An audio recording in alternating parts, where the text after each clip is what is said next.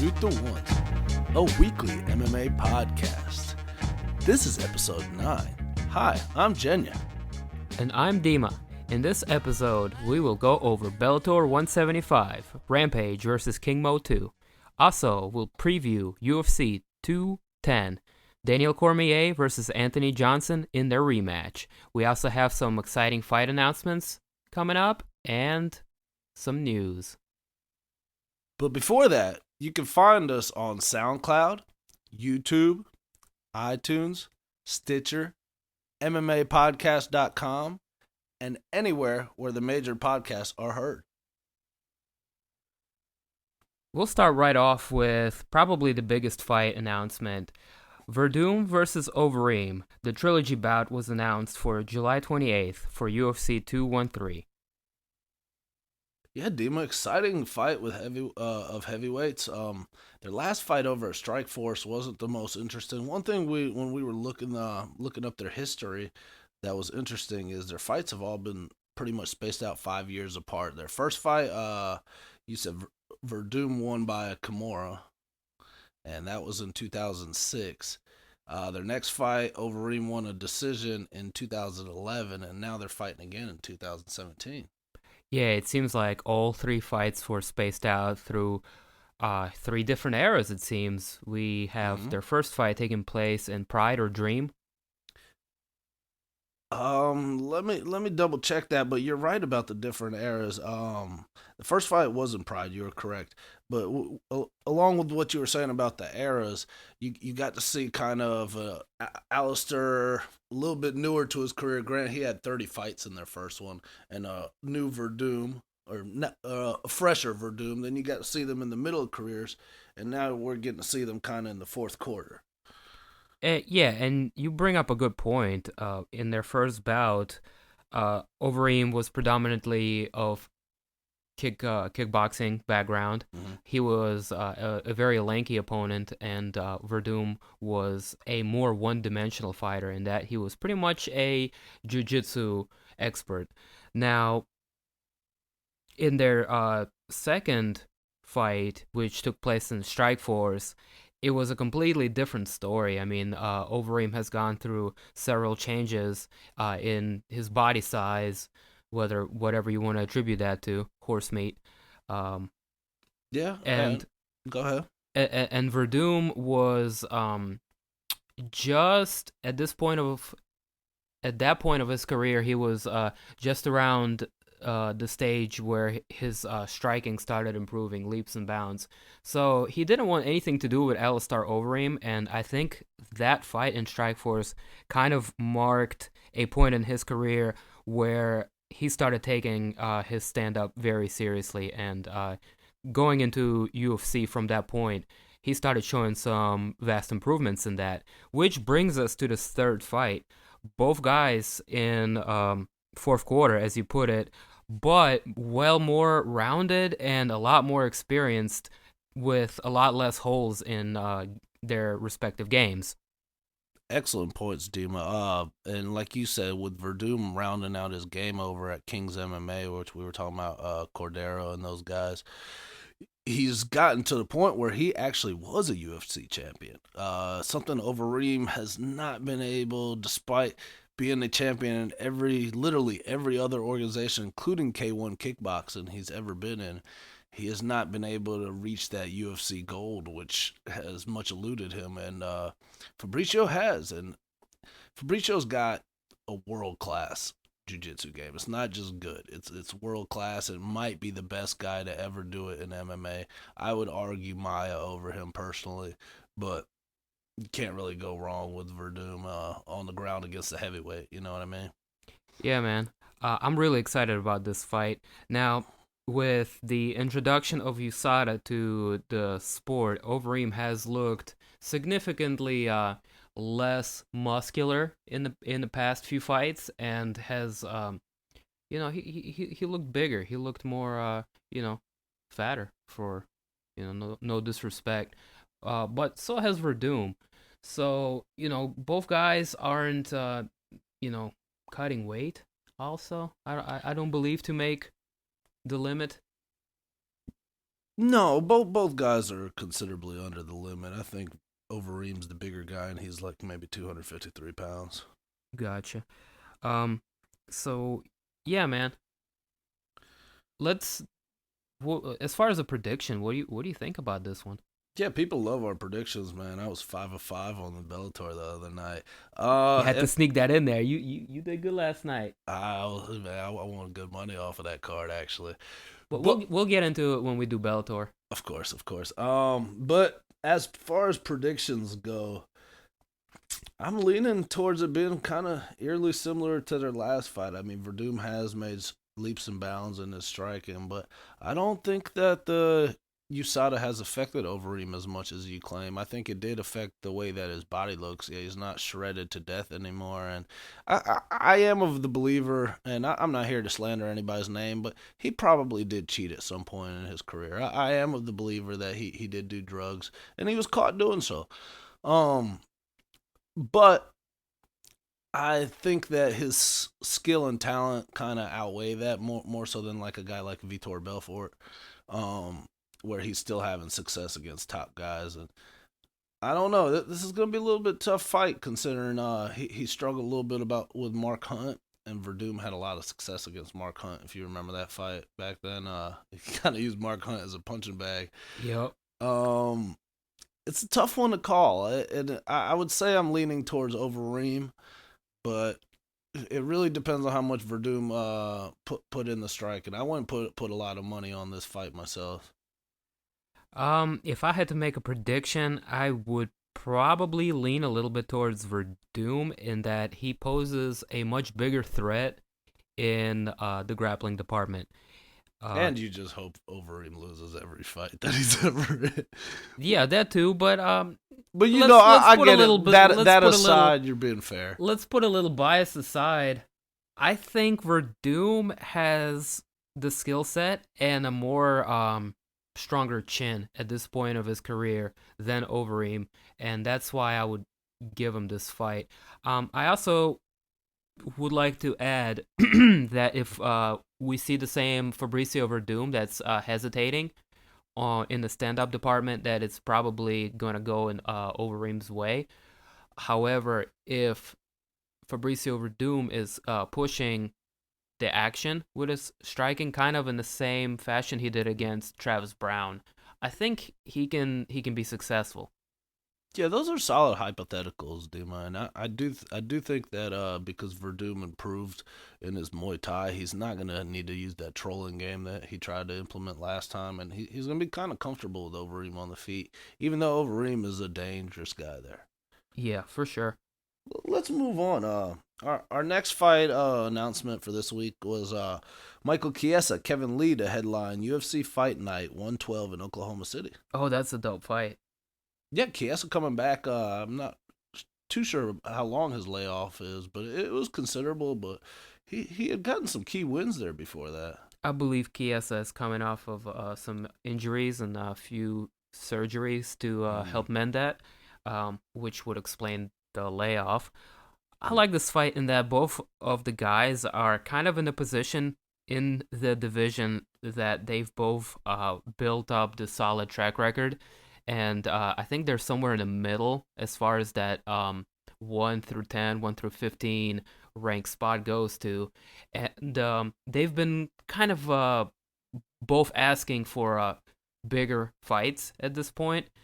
Both of them don't have the most like fan friendly style, because there has been instances where they've just basically wrestled their opponents down and dominated the fight that way. However, there's some Chiesa is a dangerous submission finisher to add on top of his grappling savvy.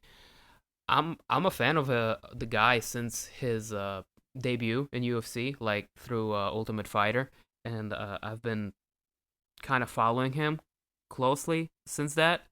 So I'm kind of rooting for him here in this fight. Good points. Now I remember the big win Chiesa had. Who's the guy that Barbosa beat in his last fight? Benyil Dariush. He got a win over Benyil, I believe. It was a choke. He choked him Most of out. his wins would come by way of a rear naked choke. He's a tall, lanky guy. He just strangles people. And he had a little streak going before he had those injuries, and they were looking to set him up versus Tony Ferguson. Now, Kevin Lee, on the other hand, he's on a real big 3-fight win streak. He Hmm. beat the Russian guy, he beat Jake Matthews, and in his last outing, it was real recent. Do you remember who he beat in the last one? I don't off the top of my head, but I remember he was calling Habib out. Yeah, he called Khabib out after it, but oh, he beat the Brazilian guy, the guy that was on like an 8 or 9 fight win streak. I can't remember his name. Was it Trujillo? No, not Trujillo. It No, was no. he was short and stocky guy. Masaruba's his nickname, but I can't remember his actual name.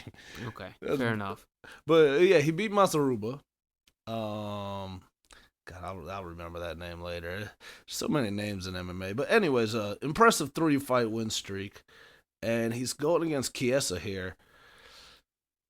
It's a tough one to call, man. They're both on nice win streaks. They both deserve the main event, like you said. They both kind of lesser known names, but they both deserve to be in a main event. If I had to pick one, I'm leaning towards Kevin Lee right now, simply because Chiesa is not a striker. He needs it to be.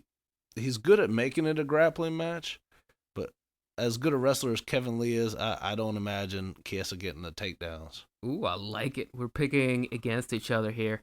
You got Chiesa? Yeah, man, I got Chiesa. I'm a fan of the guy, and I think he's a more lethal round fighter. Maybe we'll have to make some head-to-head bets, man, coming up. Maybe. Let's see. You got anything else for us, Dema, as far as announcements? Yeah, man. Also, for New Zealand, Mark Hunt is going to be fighting Derek Lewis. Derek Lewis got the fight he was looking for, man. That's a fan-friendly fight. Yeah, man. You see Hunt's new chest tattoo? Yeah, man. That was dope. Like the 3 samurai skulls. It's pretty badass. We'll be seeing a different looking Hunt in the ring next time. As far as his fighting style, probably not, man. And Derek Lewis is also likes to swing and bang. Yeah. So this is gonna be awesome, man. I really like this fight.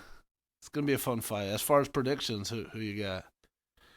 Ooh, I would probably, based on the last 3 fights of each guy, I would probably pick Derek Lewis to win.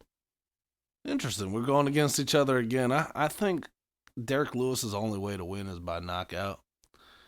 And I don't see him knocking Mark Hunt out. I think Mark Hunt is a way better striker. He probably got the same amount of power or more.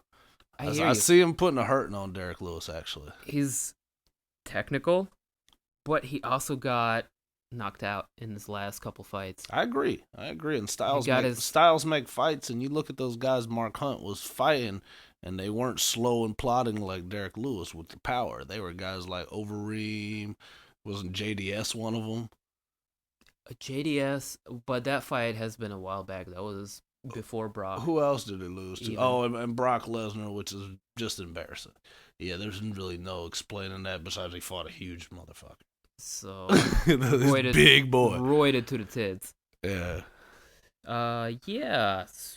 I don't know. I feel like I'm a big fan of Mark Hunt, but I have a feeling if Lewis is able to he's got scary power, get his hands on him, and just persistently keep punching, and if he paces himself and doesn't run out of stamina, he's gonna he might be able to capitalize on a good shot landed and finish the fight.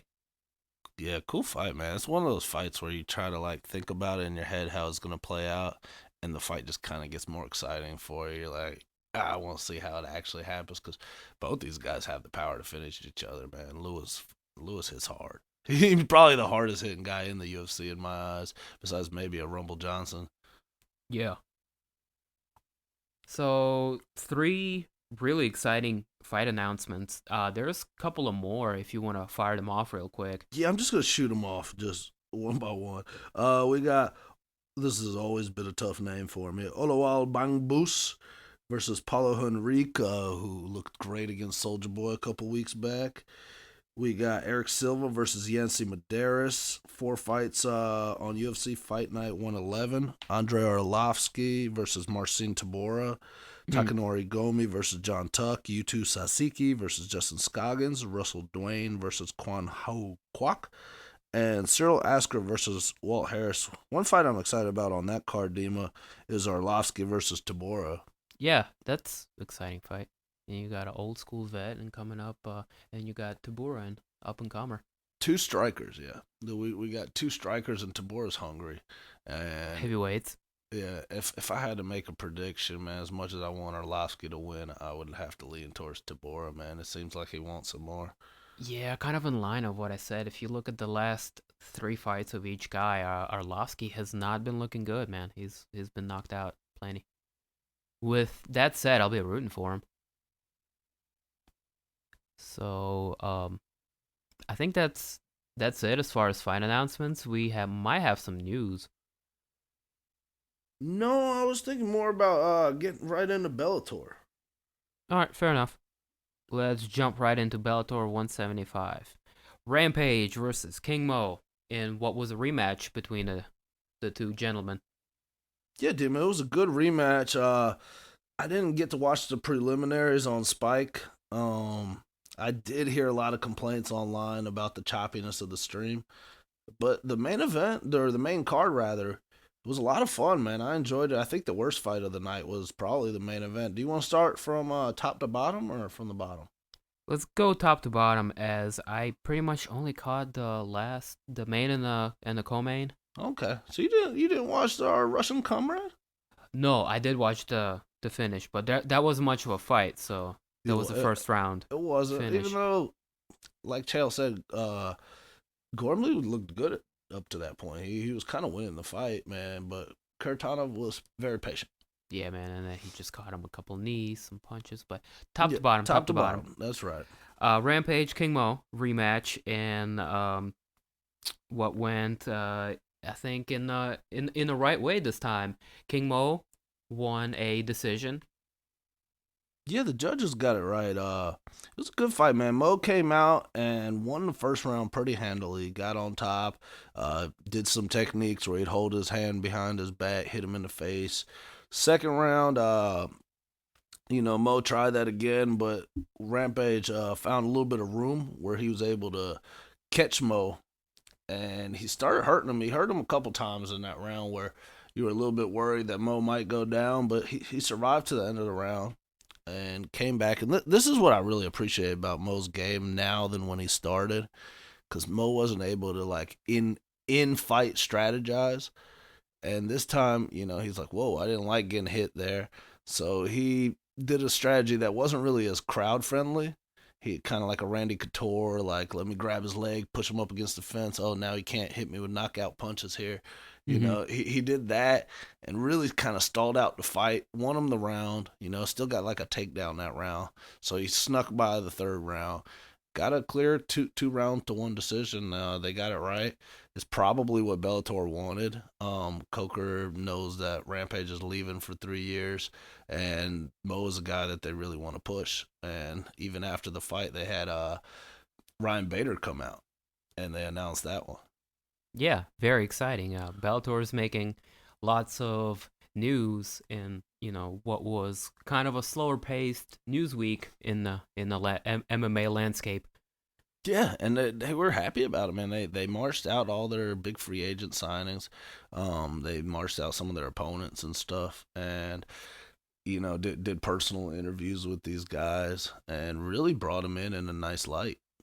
Yeah, I think Bellator is taking a really smart approach in how they are marketing these guys, and also they are kind of sending a message here to guys that might have a negotiation coming up as far as their contract in the next fight or two, where they might look and see Bellator look and treat these guys with more respect. They give them a proper welcome and introduction when they get there.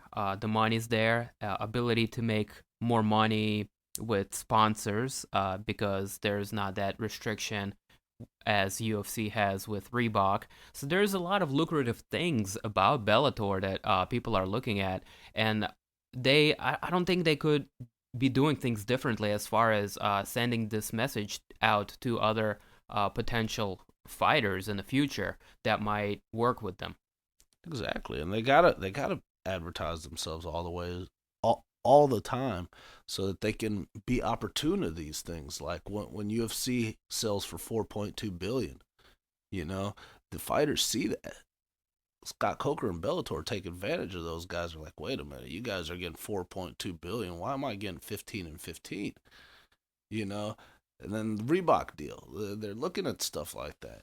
So I think Scott Coker's done a brilliant job there, man. Like he said on Ariel's podcast, he's a couple years ahead of where they need to be. Mm-hmm. And fighters seem to be enjoying themselves. I mean, I know there's still guys that struggle at the bottom of cars, but the guys that are making money for Bellator seem to be treated pretty well there. And it's nice to have those options for UFC fighters that aren't getting treated as hot. I agree with you there. Let's reel back to the fight. This was probably a more favorable outcome for the Bellator, like you said. They do have Ryan Bader coming in, so obviously this is a fight going to be made next for the division. Although, wasn't there talk with Phil Davis? There was that, and it was a little bit confusing when I seen Ryan Bader trot out to the ring I keep saying the ring, man. This ain't no WWE or boxing, but Well, I no, feel you. The way they right present after. themselves is actually very WWE esque, and how they bring guys out and be like, "Oh, this is going to be your next fighter." Yeah, but How they do you still feel? fight in the octagon. I think it's a little bit different octagon than the UFC's. Yeah, it's kind of circular. Yeah, circular. I believe a little bit smaller. Sure. Um, but like listening to fighters, I've never heard anybody say they had an issue with it. That Mm-hmm. they all seem neutral to it. Um, that being said, yeah, you asked about where Bader came from. Bader came out to like after King Mo did his Yep. post fight speech interview. Bader came out and they had a date for the fight and all that. I mean, I don't really care to look it up right now, but they do. They have a date, an announcement. So they were kind of hoping for this victory, but it was. I mean, the bet line came out as minus 350 Mo. People were pretty arrogant on Rampage, and the line moved to plus or minus 240. King Mo is still the favorite. So there's a lot of movement on that line. A lot of people thought Rampage had a good chance, but I was pretty confident in Mo all along. Yeah, good for King Mo. He was able to negate the extra weight difference that Rampage had on him. Also was able to overcome some trouble in the second round where Rampage landed some shots on him, and King Mo stuck in there and was able to neutralize and kind of um, get his bearings back and go on to win the third round. Dima, did you catch the co-main event? Marcus Galvao in his first attempt back at 145, he fought Emmanuel Sanchez. Came in a little bit overweight, so it made it a catchweight fight at 149. Did you Yeah, I catch that watched one? that. You did. That was a good fight, man. That was the best Emmanuel Sanchez I've seen. Yeah, but also, it was a catch weight, so what do you gather? Well, here's what I thought before the fight, and it might help you understand my thoughts on the fight. Before the fight, I bet Emmanuel Sanchez heavy because everything that he's good at, Galvao is not good at. Galvao's got 4 knockouts in his career. Emmanuel Sanchez is really good at not getting submitted. So it's going to be a thing where he was going to have to knock him out, and Galvao brings a really slow pace. Sanchez brings a really high pace. So you got to see all his skills on display. And the coolest thing, man, Galvao tried maybe 11 takedown attempts. Sanchez stuffed all of them. Mm-hmm. It was a good fight, man. It was a good display for Sanchez. I was impressed. 30-27s across the board. Pretty clear decision for Sanchez. And what we were talking about earlier, the fight before that was Sergey versus Gormley. Oh yeah, man, that was a highlight reel knockout. It was nice to see, especially with the way Sergey's last fight went. Yeah, wasn't he got knocked out? Yeah, Avia knocked him out pretty brutally. Yeah, dog. Like his hands were in the air and he was kind of doing the Ah. shaking thing. It was a pretty bad sight to see if you're a Caratana fan who's got a really impressive record, like 29-6. He's got wins over like Overeem, Werdum, Nogueira. I Yeah, mean, dude's been fighting forever, and he's got some like scary knockout power he's a true over. legend, but he's a shell of what he used to be, kind of like Rampage was in his fight. Yeah, a lot of people, have the wear and tear, and they aren't able to take a punch like they Mm-hmm. used to. And Sergey, throughout his career, he relied on being able to be the tougher of the two and get in there, maybe take a punch, and just rely on hitting the other guy harder. That was a good point, Nima. Yeah, back then he didn't mind getting hit as much. Now he's got to do a more patient approach. I mean, he's still like a really solid striker. He's got really good hands, but he can't take the damage like he You're used right, to, and he's and got to fight differently the if he the wants to win. power. The power is still there. A lot of people say that usually the power and the striking technique goes out the last. Yeah, but that finish was brutal. I mean, Gormley's a hard guy to finish, and Yeah, bro. it was a nice knockout KO still. And it came with time. Like he landed some knees there, and uh, then he landed a straight before that, and then I believe the finishing combination was like a straight right and like a right uppercut Yeah, that yeah. put him down. The uppercut just had him kind of float up in the air. Yeah, It was brutal. Sergey's got a mean uppercut. And he didn't follow up. It was one of those one punch finishes where he didn't follow up on the ground. He knew it was over. He just turned around and walked away. His work was done. Another catchweight fight they had Noed Lahat versus Lloyd Carter. Carter came in overweight. Lahat, man, he's impressive. He's a big win for his Israeli Jewish supporters. He had the flag of Israel on his pants. Representing for the Jew crew. The Yeah, Jew crew. Lahat came out. That was my old basketball team's name. I shit you not. No. Oh, okay. You were like the Jason Kidd of the Jew crew. Shit, they wouldn't play me, man. I was a freshman and they did it by seniority. Like, I was killing the motherfuckers in practice. Like, the B team would beat the A team, and then the coach wouldn't play me, man. I eventually got up, threw my shirt off, like, after the 5th or 6th game. I was like, fuck you, coach. Well, they missed out on the great passer and the guy with a good eye for the field. At least that's what I remember. I wanted to play, man. Yeah. I quit and played for like a Christian church instead. Oh damn! you switched governments. You went to play for a different religion. But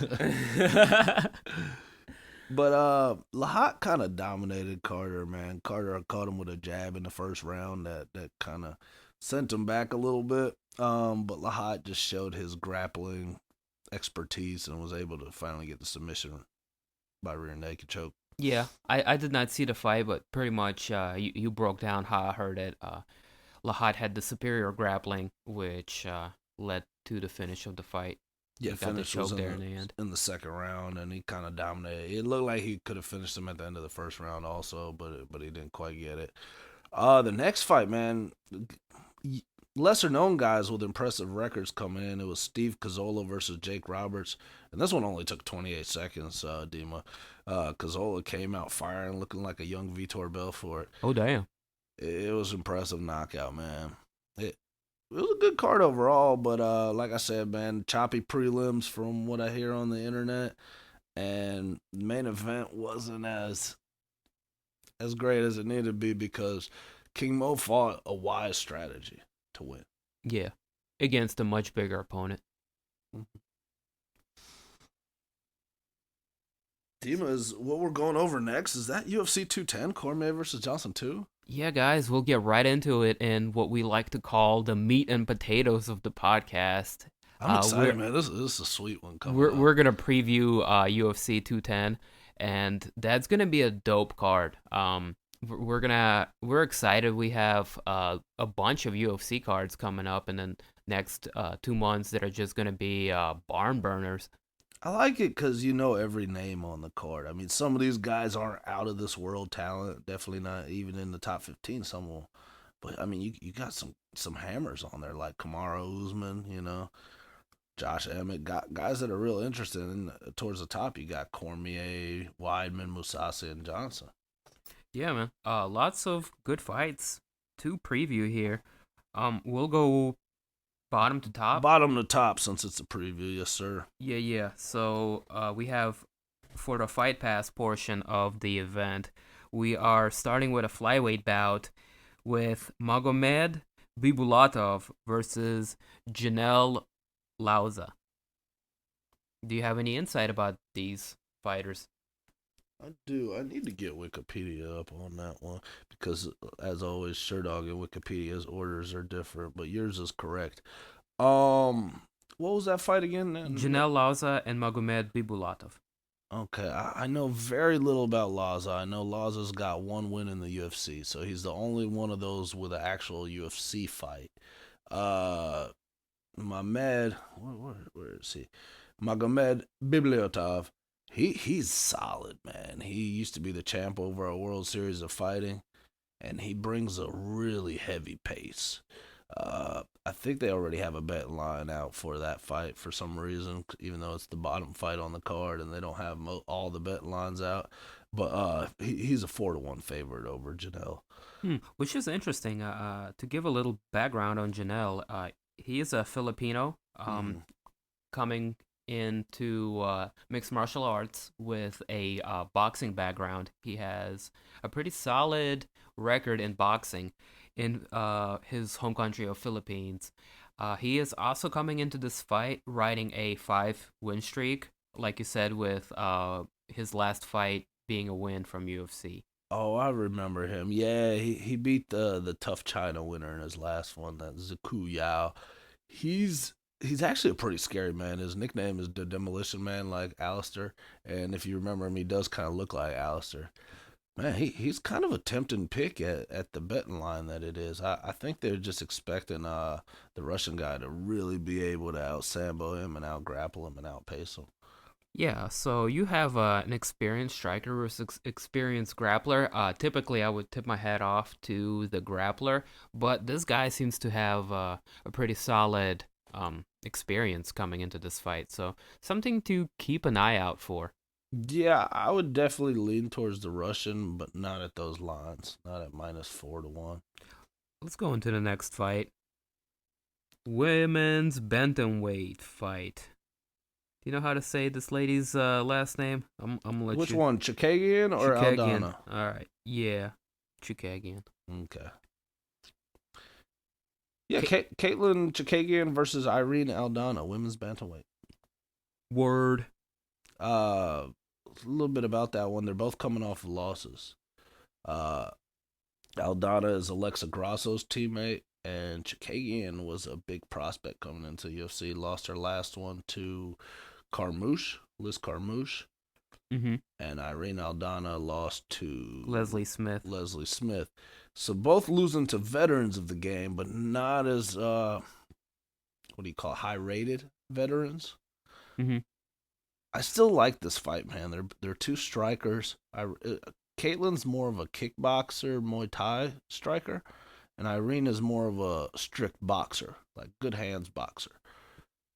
Both developing fighters Mm-hmm. with a few losses coming from like veterans in their divisions. So they're both, like under 10 fights, 10 MMA fights each, Yeah. just about. Yeah, and if I was forced to choose, I would take Chikagian because I'm imagining she's going to be the underdog, and I think it's a really close fight. I wouldn't make a prediction here honestly because I don't know much about him. Looking at the stats, Chukagian has only 1 loss, as whereas Aldana has like I believe 3 losses. Honestly, I'm so torn between this one. I'm probably going to take whoever's the underdog. Because I think it's a 50-50 fight, and I could see either girl win. I could see Irene winning with her boxing. She's got the boxing to beat Caitlin. Fair enough. Let's move right ahead into a lightweight fight. Next one, Josh Emmett and Desmond Green. Des Green, yeah, man, he's getting a shot in the UFC now. You probably remember him from Bellator and TFA. He's fought just about everywhere. Is he a traveling fighter? He guess, or a struggling fighter. Not really struggling because his record's pretty good, but I guess struggling to finally get in the UFC. His style's not that pleasing. He had to get there by wins. You know what I mean? Gotcha. Because he's a little bit like King Mo. He's a wrestler. Style. King Mo tried to stall out a fight, or I like King Mo. But that's the argument that a lot of fans had watching that Bellator, that King Mo was there to stall a fight. And Des Green does a lot of that. Josh Emmett, though, that's a Team Alpha Male guy, and he looks good, man. I like Josh Emmett because he's a powerful dude. He's got good hands. And he's wrestling background. I'm leaning pretty heavy towards Josh Emmett. They don't have a betting line out on this one yet, but I think Josh Emmett's gonna take it. Just based on his Based team on experience. strength, and Dez's best skill is wrestling, and Josh is just as good as a wrestler. Okay, so you think he'll be able to kind of negate wrestling? I think the wrestling is gonna be negated, and I think Emmett's gonna be a little bit better striker. Yes. Gotcha. While Dez is gonna try to implement the move around a lot strategy and pepper shots. Good perspective. What do you? Two athletes. What do you think the lines look like there? I think it's gonna be close. I think Emmett's gonna be like minus 170 and Des Green plus 140 if I had to predict a line. Gotcha. Gregor Gillespie, he had a big win in his first fight in the UFC. He's stepping up in this next fight. He's fighting Holbrook. Andrew Holbrook. Mm-hmm. Lightweight division. What do you think about this one? Like I said, Gregor coming off of a huge win in his first UFC fight. He fought Franca. Pretty sure he was an underdog, and he looks like a beast, man. He's got the wrestling.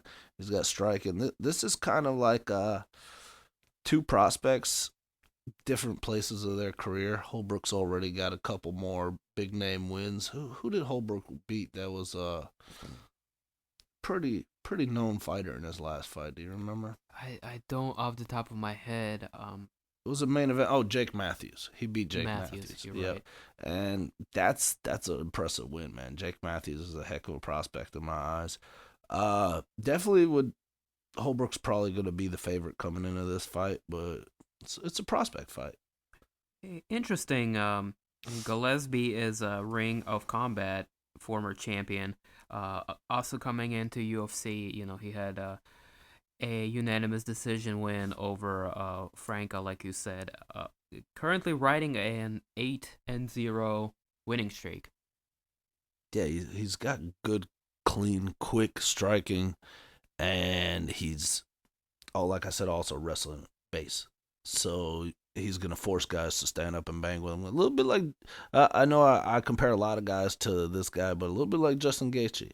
That's the style Justin wants to do. He's a wrestler, but he wants to use his wrestling to keep his striking. And he seems well-rounded. 3 finishes by knockout, 3 finishes by submission. Mm-hmm. And then you got the complete opposite in the next fight. You got Patrick Cummins, who wants to wrestle you down and hold you, versus Jan Blachowicz in a light heavyweight. This is first fight of the preliminary card on Fox Sports 1. Nice. Yeah, I nailed that one, Dema. You got it. I absolutely nailed that. Jan Blachowicz, at least I said that right. What you think about this one, D?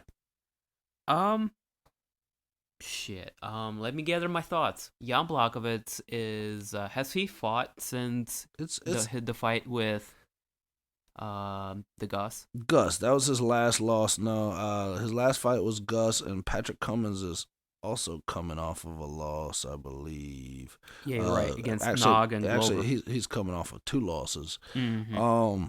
It's a real clash of styles, man. Jan is an experienced veteran. You probably remember him from KSW. KSW.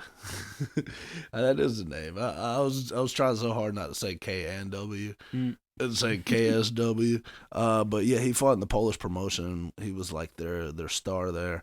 Yeah. Came over to UFC and he's had good success, man. His opponents have found him to be a tough guy. His record doesn't quite show that success, but his fights have because they've all been pretty competitive against high level guys. While Cummins has shown after the completely getting annihilated by Cormier in his first fight that he can out wrestle some of these guys at light heavyweight. So it's gonna be, can Jan Blachowicz, wrestling defense and striking be enough to beat Cummins, which I think it will. Both guys with a bit of a journeyman record in the UFC. It may very well be kind of like a loser leaves town match for the loser here.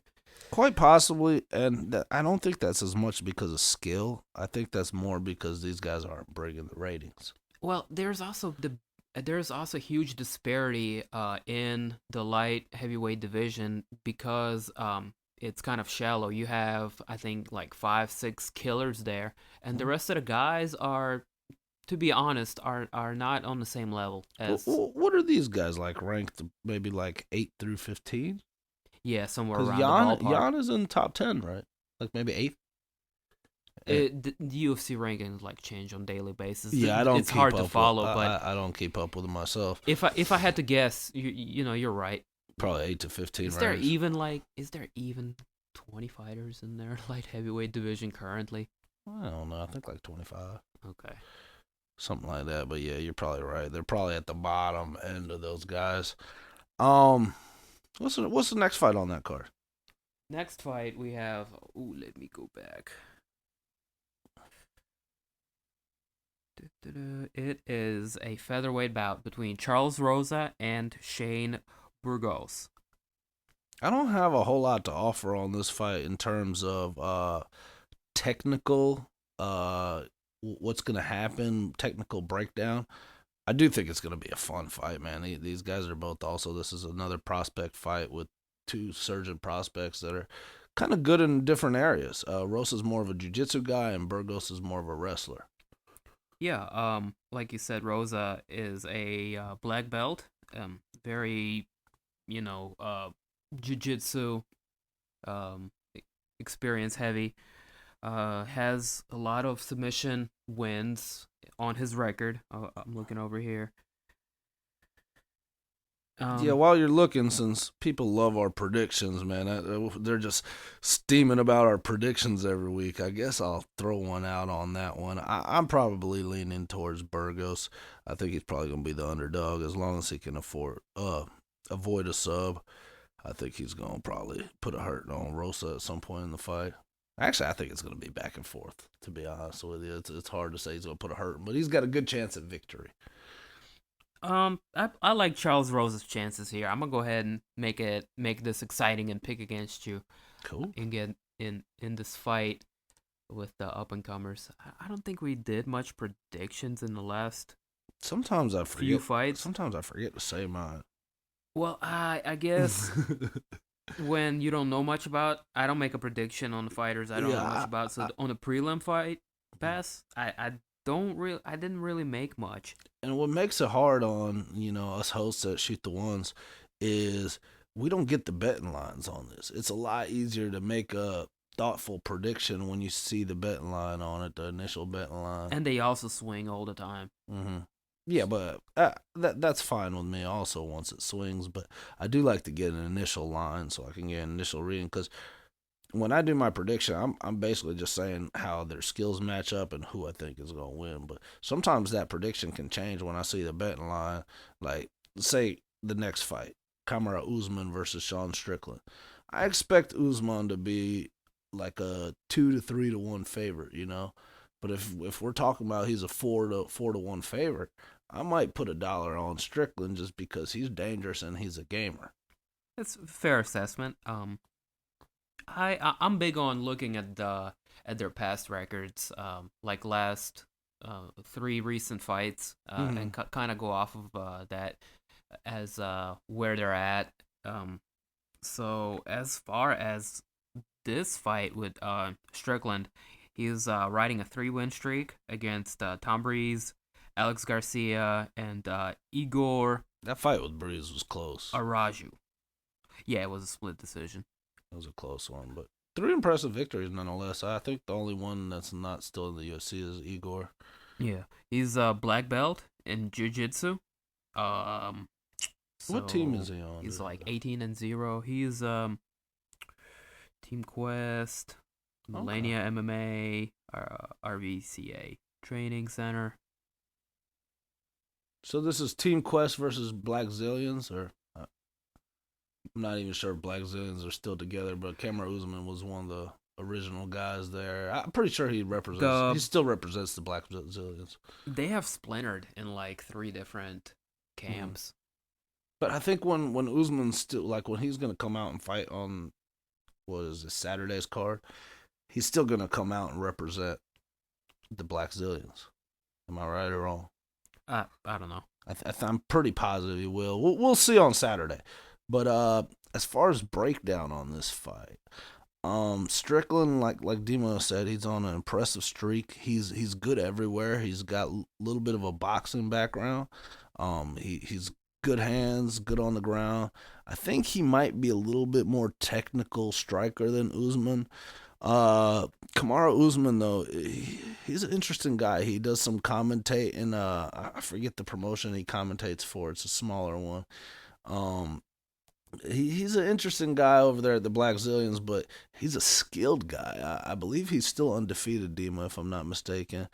And it's going to take a heck of a guy to beat him, man. He's good everywhere, especially in the wrestling department. He's to correct you. He only has 1 defeat, which came early in his career. He did lose? Usman. Yeah, who did he lose to? Out of curiosity? Jose Caceres. Oh, some guy I've never heard of. In like 5 years ago, in some promotion named CFA. Yeah, I see it now. Yeah, that was his second fight. But since then he won. I think he commentates Legacy because he used to fight for Legacy. That's the one he commentates. But yeah, he won his last 8 since the loss. So he's speaking of a winning streak, he's actually has a more impressive one than Strickland here. Yeah, he's got wins over Warley Alves and who else? I remember Warley was his last fight, right? Alexander Yakovlev, Leon Edwards. Yeah. I would say their streaks are about the same, but you're right, though. Usman has looked really dominating in those fights. Like, he took a prospect in Warley Alves and just completely annihilated him. Yeah, man. Welterweight bout. That's probably your deepest division currently. I don't know. Maybe we've made it obvious, but have we given an official prediction on this one yet? I think Strickland. You're going Strickland? Oh, okay. I'm going against you again. I'll take Usman, man. I'm gonna take Usman until he fights somebody that's top 10. Let's go. Let's make this exciting. Let's go heads up. Yeah. Miles Jury makes his return in the next fight. He makes his return at featherweight, actually, this time, and he's gonna fight Mike Del Toro. Wasn't featherweight his old weight class? And he tried one up at 155 versus Cerrone. And people were real high on Jury in that fight. Betting line was Jury was a favorite, and Cerrone just annihilated him. Yeah, but I mean, Cerrone has a way of doing that to people. That's right, though. But Jury is an interesting prospect. He's good. Del Toro's coming off of a loss. I'm not going to add a lot of insight on this one, but I will say I'm leaning towards Jury in his comeback fight. I think they set him up with a winnable fight for his skill set. I think that's a very fair assessment, and Jury looked like he was going to be on top of the world up until his last 2 losses to Cowboy and Oliveira. It's been, 3 years since he's fought? Yeah, so there's been the break. It's a big layoff. He's going to have some ring rust, which is, a real potential factor. But they are giving him they're not throwing him to the wolves, so to speak. They're giving him a good fight to come back on. and I think he's gonna go back to his winning ways here. So we're both leaning jury on that one. I would say so. Yeah. Moving right along into the main card, which will take place on the pay per view. We will start off with Will Brooks and Charles Oliveira in a lightweight bout. It's a good fight, Dima. I want to say Will Brooks really needs this, but then when I say that, I think about it. Oliveira's on a losing streak too. They both are exciting, good fighters that could be. Well, let me rephrase that. I don't see DeBronx being on. I see DeBronx is in the right place, but Will Brooks could easily be at the top of the division. Um, but he hasn't had great performances so far. His last fight, he lost to the Brazilian guy, Cowboy Oliveira or whatever, Mm-hmm. and Cowboy's been doing pretty good. But DeBronx Oliveira, he was also top of his division until he lost to Max Holloway and kind of started that slide. Um, Will Brooks, though, on the other hand, he's I believe 0-2 now in the UFC, and he was one of the biggest signings in a while, and everybody's kind of expected him to take over and be one of the top guys. It just hasn't happened for it, but he has displayed bits and pieces of why it was such a big signing. He only lost to Oliveira, That's but it. he did get. It That was was his very only. anticlimactic because he Oliveira did knock him out. I think that was it. Yeah, and he came over as the champion from Bellator Yeah, with that contract dispute, and everybody thought he was going to blow Cowboy out the water. Who's proven since then to be a little bit better fighter than it was expected in that fight. Still, I thought, and that was the fight where the Brazilian came in like grossly overweight, like 8 or 9 pounds, right? mm-hmm. And talked crap after he won and pissed a lot of people off. But still, Will Brooks had the skills to win that fight. I feel. I remember he broke his rib or something like that early on in the fight, and he was never the same fighter. Not the Will Brooks I remember from Bellator. Yeah. Like you said, an injury possibly diminished him that took place earlier in the fight, and yeah, things did not go his way coming over from Bellator, but this time around, I see him winning this fight and kind of redeeming himself. I do too. He's one of those few wrestlers. He's been around for a long time.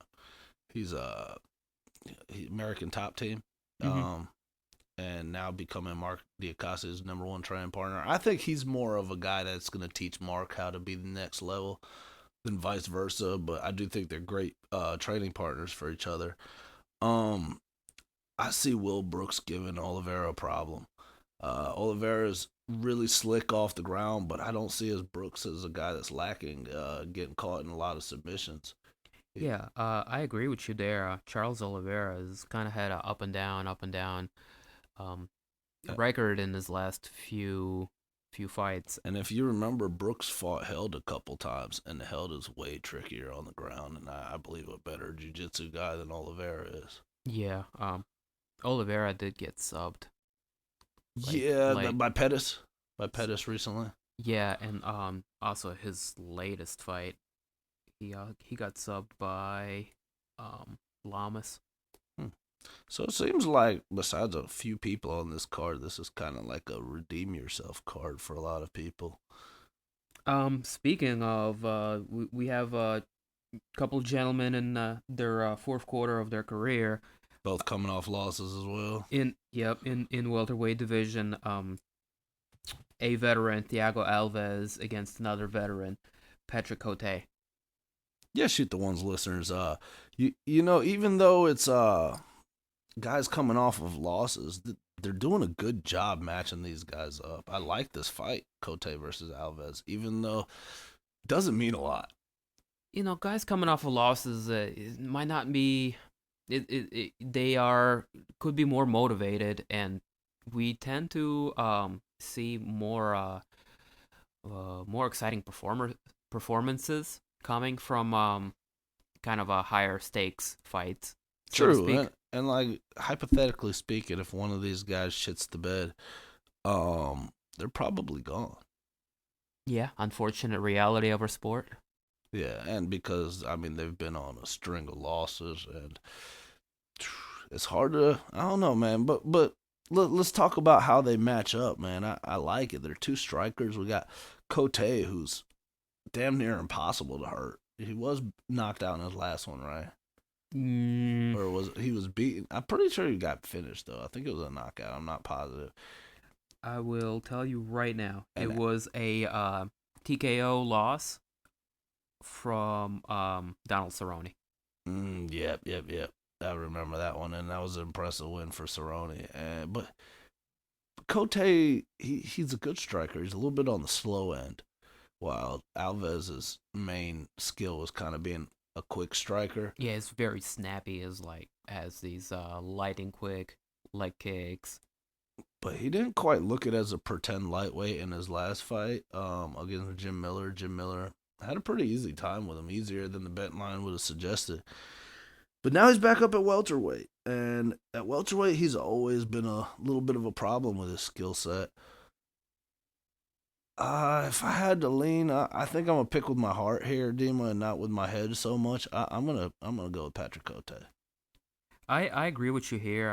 I think Thiago Alves had a lot of struggles. He tried to cut to lightweight.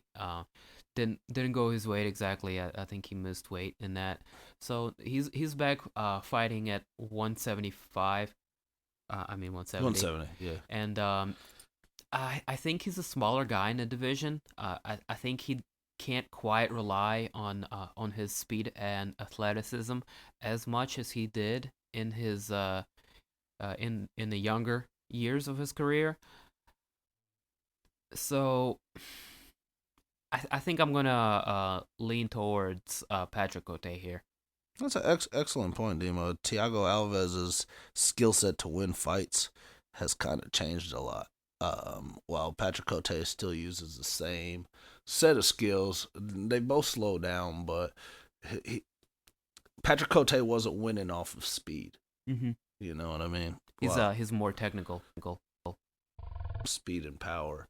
Um, yeah, I'm leaning towards Cote being able to figure him out and being able to hurt him at some point in the fight. But I wouldn't be surprised if Thiago Alves tore up his leg with the leg kicks and figure out a way to win. Also, Yeah, that'll be a hard fun one to fight. bet is what I'm trying to say. Yeah, part of what will make this fun fight. Yeah. This fight fun. But The next one I don't know a whole lot about, but I know it's gonna be an exciting fight. Women's strawweights. Cynthia Calvillo versus Pearl Gonzalez. Do you have anything to add about it? I don't not have a whole much lot. other than this is kind of in line with what they have been doing recently. They kind of stick a women's fight kind of in the middle of a main card. Something of interest to note, Cynthia Calvillo just beat Amanda Cooper March 4th. So Active, not even a whole month ago. very active. It was a pretty easy win if you remember that one. She was the girl that kind of climbed over the back and Yep. did the funky monkey stuff on Amanda, and eventually got a rear naked choke. But yeah, that was just UFC 209. So she's back. She's the favorite for this one. I don't know much about Pearl Gonzalez. I hear she's a big prospect also in that division, but this is her first UFC fight. I don't either. If I had to make a guess, it seems to me like UFC might be trying to build Cynthia up, so may or may not be a winnable fight given to her here. With as I many just don't know much about Pearl. I can't make a prediction here. I would probably lean towards Cynthia with going off of what I just said. If UFC is trying to build her, quick question, Dima. Hypothetically, if this is accurate, why are they putting that on the Fox portion instead of like Kamara Usman versus Sean Strickland, Jan Blachowicz, Patrick Cummings? I think they're trying to break it up a little bit and have some different fights here and there. And if you look at a couple of previous cards, they have thrown a women's fight into a main card, kind of in the middle, just to I guess break things up. Yeah, a little bit weird placement, but I do think it's a fun fight, so let's not discount that fact. Yeah, I don't know much about Pearl here, so no prediction. Agreed. I'm not I don't know. Off of what I saw, let's just put it this way. Off of what I saw in Cynthia against what was her name? Amanda Amanda Cooper. Cooper. I was thoroughly impressed, but like Dima said, I don't know enough about Pearl to be like, oh, she's gonna beat this girl, you know. Mm-hmm. So I'm with you on that. Ooh, these next two I'm excited about. Yeah, man, two great fights. Two fights with title implications on them. Yeah, co-main event. I would even go ahead and say this may be the people's main event here. No, no, it's not. Yeah, man, No, it's I not. would. I It's would not the look people. if this wasn't the title fight. I would certainly be looking more towards this fight than I would be the This main is event. the co-main. You're basically saying, oh, if Daniel Cormier and Anthony Johnson weren't on this card, then this would be the main event, which is right. Why it's the This could co-main be event? an interim middleweight title fight No, it cannot.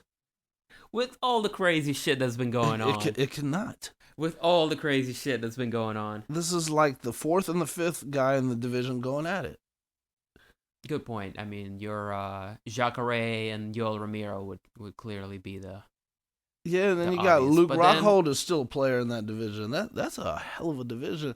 But Gegger's been climbing, man, and Weidman was that's what I'm up saying. there. That's what I'm saying. And Weidman, former champ. Gegard is Gegger I think he maybe won his last how many fights? two or three, and he's maybe two fights away from a legit championship opportunity. And beating Weidman is a huge step in that. And I think that's why you're saying it's the main event, because this fight it means a lot, and these guys are so evenly matched. The bet line is damn near even. Gegger's a slight favorite, like -120, and I think Weidman's like -110. So pretty much even betting line here. It's a hard one to predict, man. I'm excited for it just because the way that these guys have fought throughout their careers, they're always in exciting fights. They're legendary fighters. Yeah, man. I am super stoked for this one. Gegard is coming off of he's on a 4-fight win streak, and his most recent loss kind of being that fluke against Uriah Hall that he redeemed himself against. Prior to that, he also That was his beat last win though, too, Uriah Hall, right? yeah. Okay.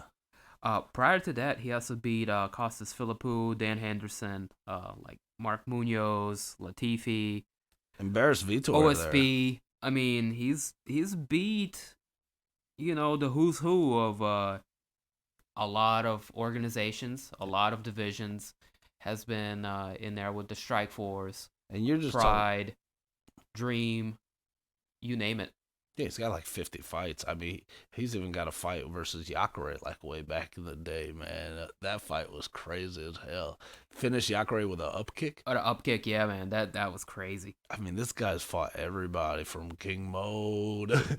He has literally fought everybody besides a couple names like Bisbing, and I don't think he's fought Yoel yet, but he's fought just about everybody else in that division. And this is a well experienced guy. The experience factor is definitely going to be on Gegard's side. The wrestling, however, I believe Weidman's got. Yeah, that's a good point. Weidman being a clear advantage given to him in the wrestling department, him being NCAA wrestling. Uh, Predictions? Predictions. Hmm.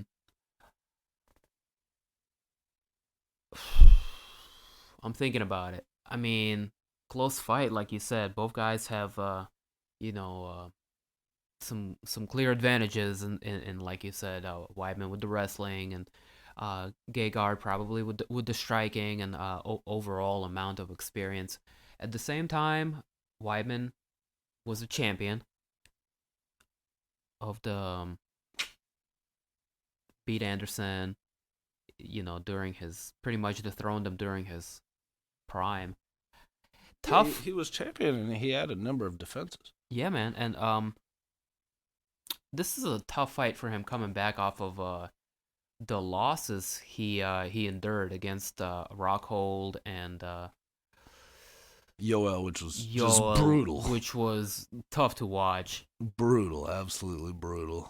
So there was a lot of people saying they wanted to see Weidman kind of ease his way back, but Weidman himself wanted the toughest fight possible because he's so sure he belongs back in there fighting for the title I think when you're contention. a Which top level I guy, agree with him, man. He does belong in there. when you're a top level guy like Weidman, you don't. It's hard to explain why you're not matching them up with top guys. I mean, here you got a champion, a top level wrestler in there. I mean, this guy's hurting guys like Anderson Silva, Mark Munoz, Machida. He beat the shit out of. I mean, he's beating some like big names, Vitor Belfort. Yeah, man. And it's what makes this fight compelling. I don't want to take anything away from DC and Rumble, but that's the fight we've already seen before. We have not seen Weidman and Musasi before. It's a good point. It's a fresh fight. So do you have a prediction? Yeah, I'm leaning towards Gegard. Maybe I'm just a fanboy. I've been a fan of Gegard since probably the '90s. You know what I mean? Mm-hmm. And I mean, he's just been pretty steady Eddie his whole career. I do think it's a tough fight, man. I'm not saying I'm picking Gegard with a lot of confidence because Weidman can not only take him down, which Gegard's very inept to being taken down, because he's Yeah. fine on the ground. He's got nasty jujitsu there. He's happy with you taking him down Yeah, most he times. stays completely calm, like as if nothing bad even happens, even to a point of complacency at times. But the difference between Weidman and a lot of the opponents Gegard's had in the past is they don't have the kind of ground and pound Weidman has. Weidman does have some nasty ground and pound that can hurt anybody. But I am leaning towards Gegard due to the experience, and I think even if Weidman has him in trouble at some points, he's going to have the composure to get through that and then put a hurting on him.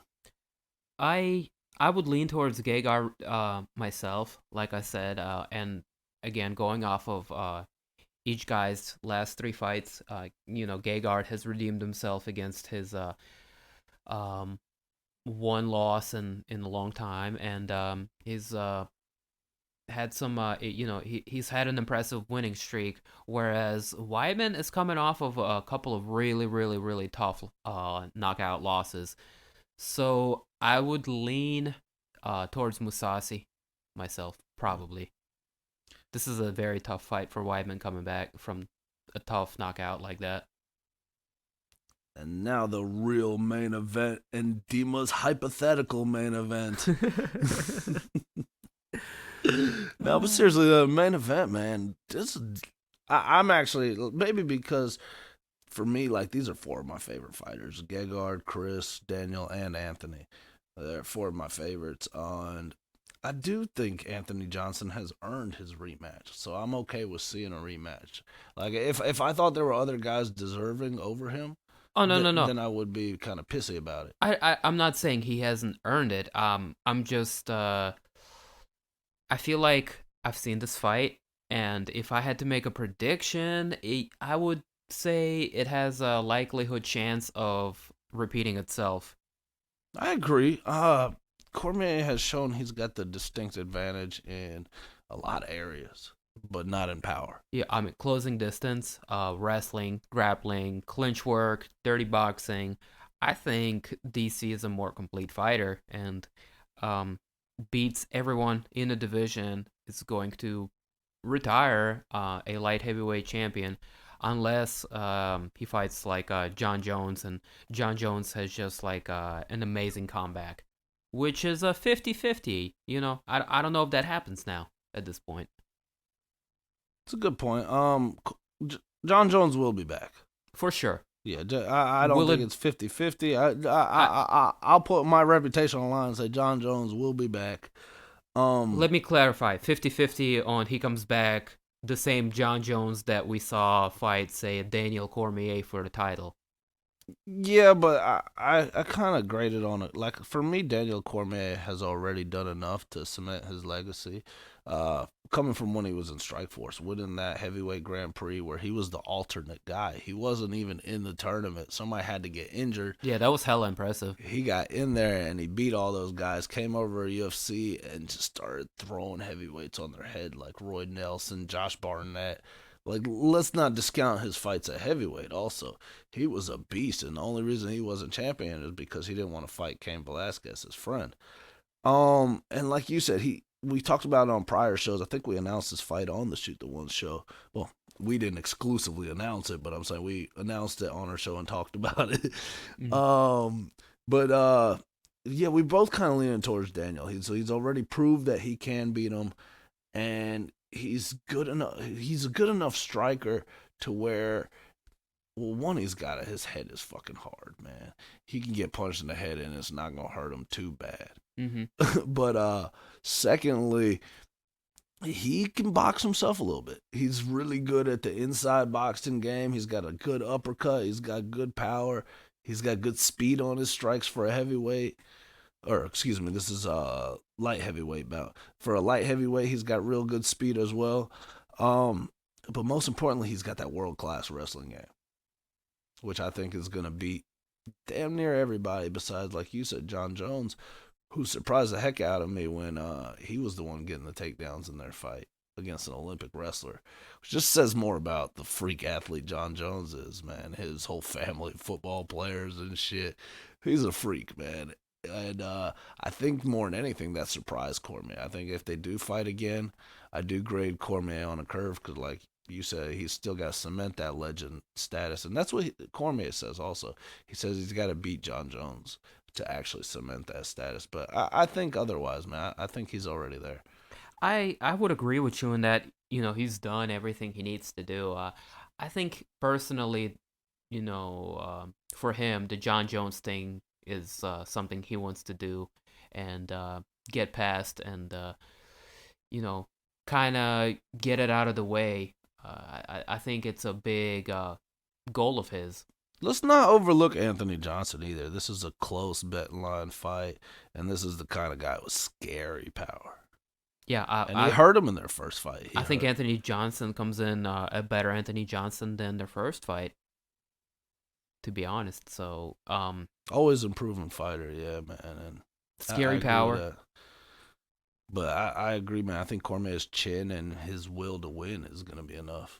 And I think he kind of figures him out. He's talked some shit about Anthony before, saying things along the line of, if Anthony Johnson, if things don't go his way in a fight, he usually quits. Yeah. He quits. Yeah. But and there may or may not be some truth to that. That's posturing, but like behind the scenes, they really respect each other.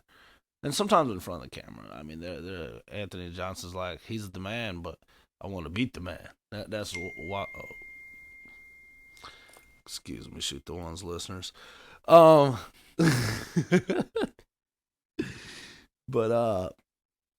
what was I going on about?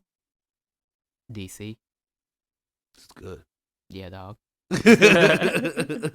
Anthony Johnson. But yeah, I mean, it's gonna be a good fight, man. I'm leaning towards Cormier, but would I be shocked if Anthony Johnson, with his incredible power, knocks him out? No. Well, I'd be a little bit shocked because DC's got a good ass chin on him, man. His head's like a damn coconut. One thing to consider, I'm also leaning towards DC here. Going off of, he's probably going to be a healthier fighter this time than their first fight, considering there was a delay and he had to take a step back, do a surgery, do some therapy on it. So he's going to be coming back healthier and potentially more injury free, which is a good look for DC. Now I remember what I was talking about before that rude interruption. We were both leaning towards Cormier, but saying let's not discount Anthony Johnson. Yeah, man. I mean, that power is incredible. He's probably one of the strongest punchers in all of UFC. Mm-hmm. And like you said, if he does get by that We're looking at a possible John Jones, maybe John Jones, winner of John Jones Manawa would be a good one. I wouldn't mind seeing that fight. That's a good fight. You gotta kind of squeeze John Jones back in there with Cormier somehow. Yeah. That's the money fight for that division, in my opinion. And you know they want to do money fights. Of course, that's all they want to do now. They got to get their $4.2 billion back, and I mean, looking at the pace they're doing it, they're looking at well over 10 years at this pace. So it's gonna be quite. I don't know. I don't think it'll be that hard if they keep putting good cards on, but if they keep letting guys go, it might be a different story. But if it's 10 years, I would seriously take a step back and look at the longevity of things and maybe not be so short-sighted and go for most amount of money made over the shortest period. But then again, I don't have the $4.2 billion to buy the company and make these calls. I am not. Otherwise, I'd be rich. You know what I mean? Deem, I just noticed something. This is gonna be in New York, Buffalo, New York. So I hate to jump back a fight, but that's gonna make Weidman pretty popular in that arena, huh? Yeah, man, for sure. As well as Johnson, Anthony Johnson's New York native. Yeah. So yeah, I guess they'll have that on their edge, on their side. Good fights for Buffalo, New York, man. I'm excited about this card coming up this week. Yeah, man, especially the main event, the co-main event. Some, really, really exciting fights. Veterans. As well as the preliminary card. There's definitely a few good ones to look out for over there. Good mix of veterans and younger guys in here. See where guys are at in the division. Some possibilities of getting cut after this card, But overall, some pretty good fights. So we'll be back next week for episode 10. Woo! We're in the double digits. We made it We'll be in the double digits. Well, you can't call it a decade when it's been a couple months. But 10. Solid process, my friend. We're going to be talking about the results of the card we just previewed. There is also going to be a UFC on Fox with Demetrius Johnson defending his title for like the 30th time. Yeah. And again, you guys can catch us on SoundCloud, YouTube, Stitcher, Player FM, MMApodcast.com, and anywhere where the top podcasts are heard. You got it, bro. Again, we want to thank our listeners. Thank you for shooting the ones with us this week. Yeah, guys, thanks for shooting the ones, man. Cool episode, I feel. Hope you guys enjoyed it as much as we did. Enjoy making it. Dema and Genya, out.